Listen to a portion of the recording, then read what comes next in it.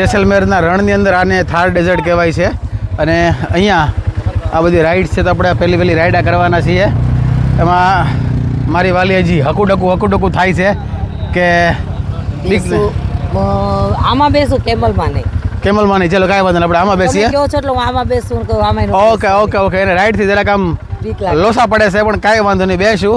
શું કહેવાય, જો અમારા હાવ ડાયરો આવી ગયા છે અહીંયા ગુજરાતના ખૂણેથી છે બધાય, બરાબર. તો હાલ આપણે આપણી સવારી લઈ લઈ છીએ, જોઈએ શું થાય છે. હાલો ઇધર બેઠ જાવ. આય બાપા, હાલો જય માતાજી. આવી જાવ ભાઈ, સ્લો ચલાવજો. બિંદાસ રહેના એકદમ. હા, બિંદાસ. અહીંયા પકડો. હાલો ભાઈ, આવી ગયું છે હાઉ ડાયરા ને જય માતાજી. હમણાં આવી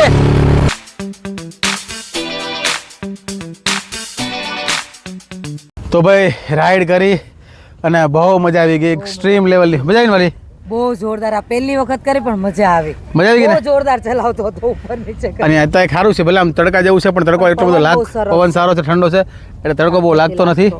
આ જો ભાઈ આ ફરતી કોર તમે જોવો છો ને, આ ભારતભરમાંથી અલગ ઇન્ફ્લુએન્સરો આવેલા છે અને બધા એક જગ્યાએ ભેગા થઈ ગયા છે અહીંયા થાર રણની અંદર. અને આમ જો પેલા હાર્દિકને ધ્રુવ જો અહીંયા ફોટામાંથી ઊંચા આવતા નથી. કાંઈ નહીં, ચાલો આ બ્લોગ મોટો ન થાય એટલે અહીંયા પૂરો કરીએ છીએ આપણે. બાકી બ્લોગ જોવાના મજા આવતી તો શું કરે વાલી? લાઈક કરો, શેર કરો, સબસ્ક્રાઇબ કરો. ફરી મળીશું નવો બ્લોગ. બધા હાઉ ડાયરા ને રામે રામ.